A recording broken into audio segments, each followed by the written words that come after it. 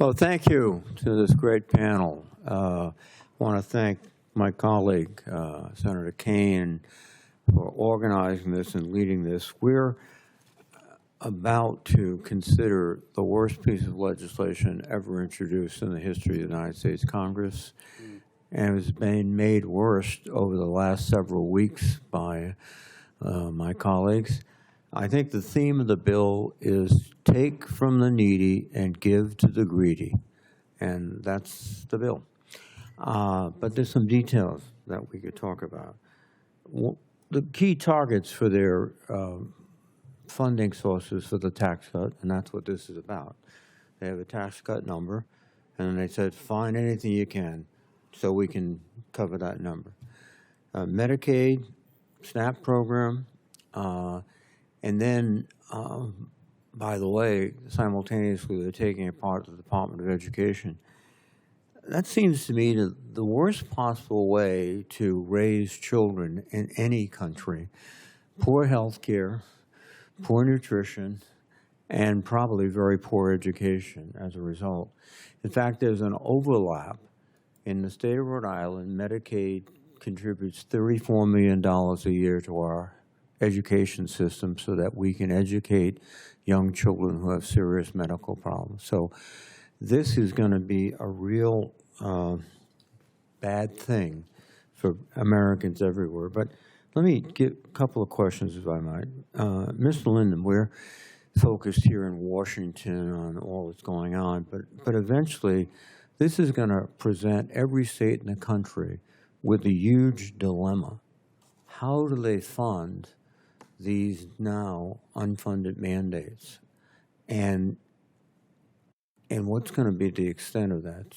Some ideas? That's an excellent question. To step way back for a minute, what you hear from proponents of this bill is that there's just not enough money. We don't have enough money to make sure that every child in America has a decent doctor, a decent food, a decent meal every 3 times a day, a decent school to go to. There's just not enough money, they say. So what we're going to have to do is shift those costs onto the states. The states will have to pick this up. People will have to pick it up themselves. And first of all, I want to be very, very clear. There is plenty of we are an extraordinarily wealthy country. We are choosing to spend that money on tax cuts for corporations and rich people rather than investing them in the landries of our society, of our communities.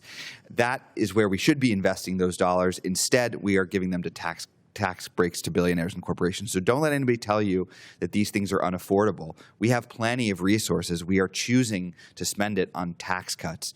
Now, your question is very, very apt.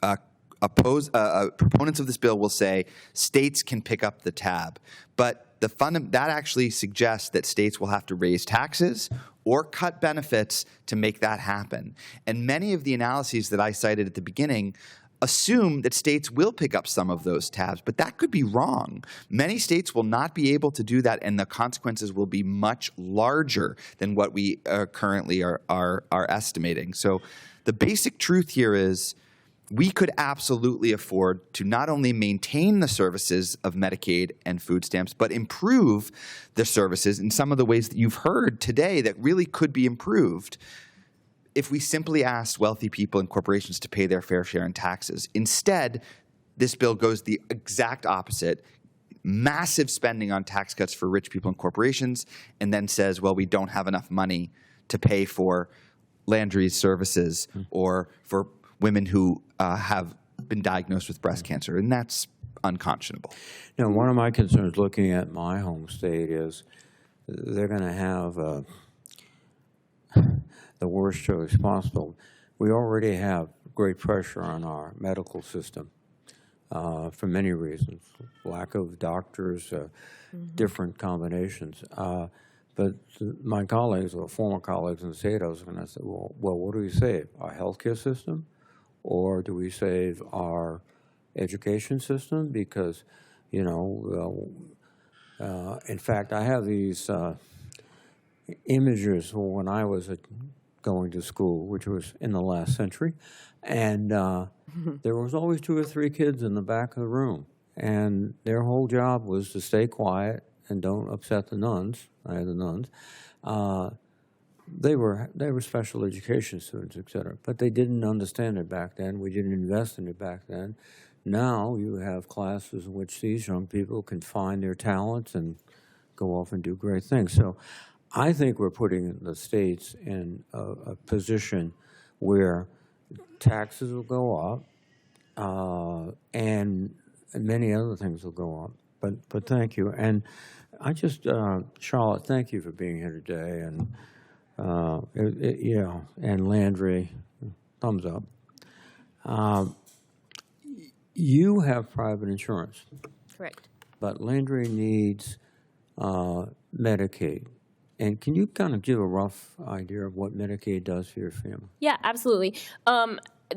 Someone down there was speaking about having copays for Medicaid. What Medicaid currently does for us is pay our copays. I actually have pretty good insurance. I work for our state. So, but we still were having hundreds of dollars in copays a week, thousands a month sometimes, depending on how many appointments he had. But he has at least 4 appointments a week on a regular week. So that's hundreds of dollars that we were not expecting to have to pay when we had a child. And so Medicaid takes that and takes that off of our plate.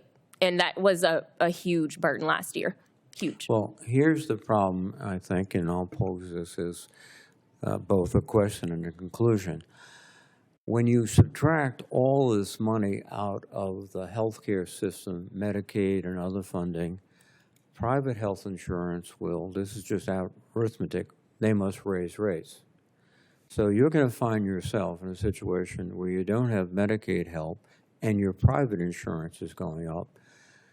And by the way, that's going to force a lot of people to give up work, to take care of the child, to just, it'll really affect our economy. So there are a lot of folks around who say, "Oh, Medicaid, I don't do that. You know, I get my private insurance." That's going up too. So let's see, state taxes go up, private insurance goes up, and then of course there's the final point I'll make is that most nursing homes in my state run because of the Medicaid money. If they lose that money, they have to shut down or cut the beds in half.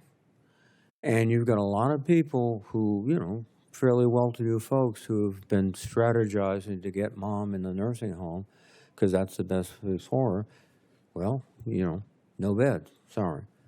So one point we have to make is this impact is just not on poor people who, et cetera. This impact is going to cut all the way across our healthcare system and our school systems and everything else. Thank you. Thank you so much, Senator Reid, for that, especially that last point. And